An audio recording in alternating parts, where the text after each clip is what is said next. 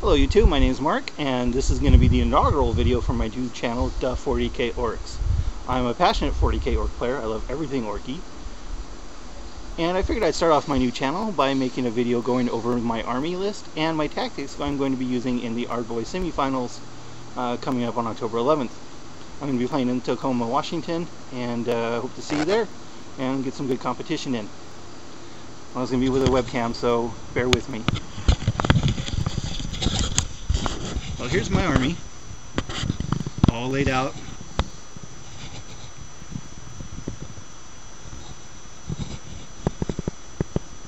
So let's go over these units one at a time. Let's start with the HQ choices.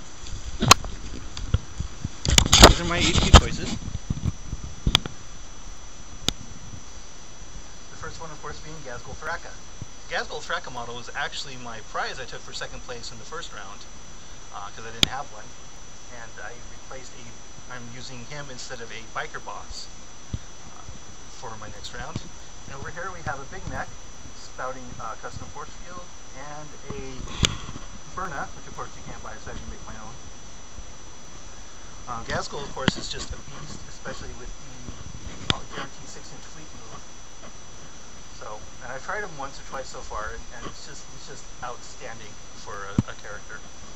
And this was by far the champion of my first round placement. The KFF is just absolutely outstanding, especially when it's in the battle wagon. And on to so those are my HQ choices.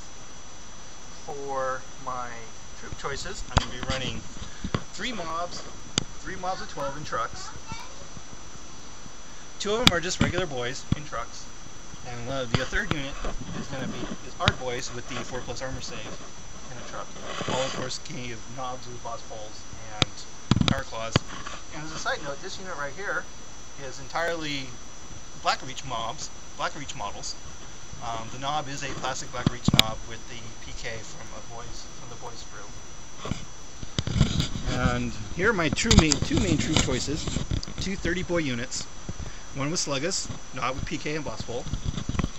And this one is the Shootas with 3 big Shootas, knob with PK and boss pole.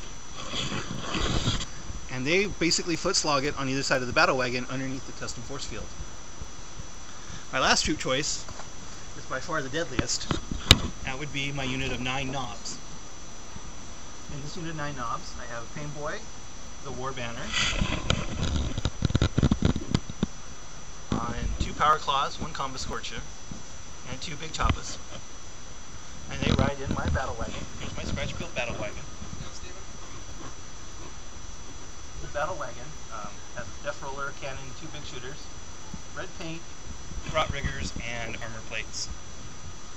And the knobs and the HQ choices ride in the battle wagon. Here is my commandos. I'm running 14 commandos with 2 Burnas and knob with power claw and boss pole. And the controversy on the commandos, of course, is using a knob instead of using Snickrot. Snickrot, is double the price of a knob, and while he's very useful to get on the table, once he's on the table, I found him not to be very useful. The knob is far more deadly than Snickrot. My other elite choice, of course, is the venerable 15 Luda unit, which will just wipe out almost anything off the table except for Land Raiders and Monoliths. 15 unit, of course, for survivability and just unprecedented firepower. You'll notice I don't have any fast units, and the reason for that is because the Ork fast units, while useful, are extremely fragile. And the Ardboys, with their kill point system, makes the fast units just too much of a liability. On to my heavy support. I have 2 heavy support units. So what they are: first is a unit of cannons. Cannons are incredibly useful and incredibly cheap. I run them with 2 extra crew and the Runt Herd.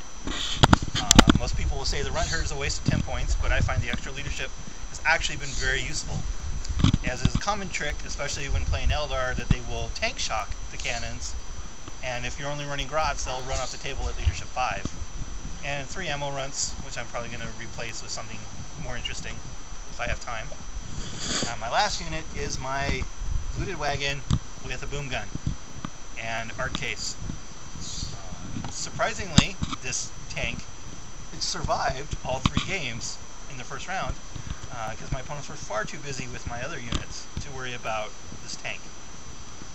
The only time it even got threatened was when it suffered a ram from a wave serpent, which it survived. And this is the army I'm going to be bringing. It's pretty simple, really. The 30 boy units just kind of march along with the battle wagon under the custom force field, and running this unit will actually probably run in front, and the shooters will will go along the side,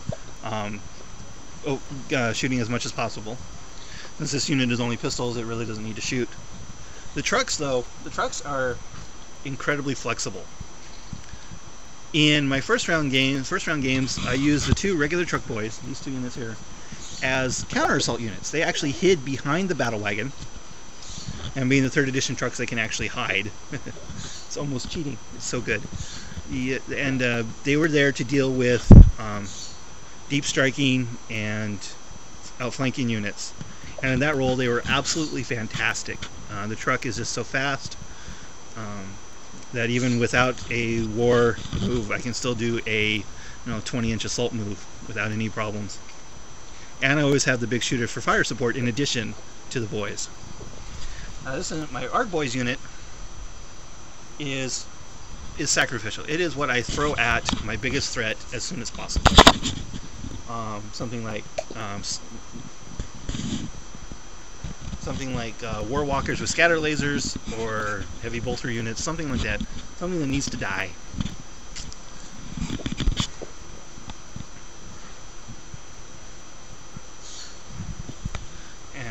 But that might change, because I might be changing my army around a little bit. I might be putting Gazgul Threka in this truck with the Arc Boys, dropping 2. But I haven't decided yet.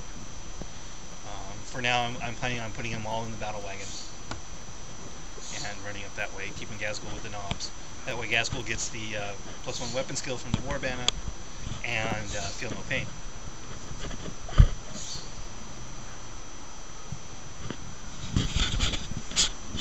Let's talk about some of the utility of some of these units. The commandos, 2/3 of the time they do what you want them to do, 1/3 of the time they don't. But even at that, that's still pretty good odds in my opinion. Especially considering the points cost savings over Snickrot and the simply deadliness of the Power Claw over Snickrot. And the Boss Bolt. Even the Boss Bolt is incredibly useful. And the cannons, of course, I told you the cannons are incredibly powerful, cheap.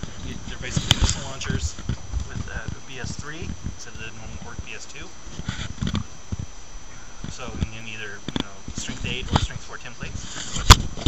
The battle wagon is running a cannon and 2 big shooters. The cannon, of course, allows me to fire it as a defensive weapon at strength 4. So I can move 7 inches under my red paint job, fire a big shooter and a template, which I think is just outstandingly useful. And of course the Death Roller is my Land Raider killer. Knobs, of course, are my elite, but of course they're taken as a troop choice instead of elite. So the entire 430 point combination of the knobs and the battle wagon is 1 kill point. This is why I run it in this configuration. There's only 1 kill point in Arc Boys, and it's just something you have to deal with, because this unit could theoretically single-handedly wipe out an entire army. That's how good it is. So you got 18 wounds, feel no pain, 4+ armor save, 5+ invulnerable save, weapon skill 5, strength 5 on the charge, strength 5 attacks for the basic knobs. That's strength 5, initiative 4. The big choppers will be a strength 7, initiative 4 on the charge. And of course I got 2 power claws and 1 combat scorcher to round it off. That's my son there in the background, playing with his Hot Wheel cars in the dirt, as boys tend to do. So this is my Ork army for our boys, and I'll probably be going over some of the painting and some details and some. I got some bunch of pictures in progress of my battle wagon and other stuff. So I plan on doing some videos with those in progress pictures and some details.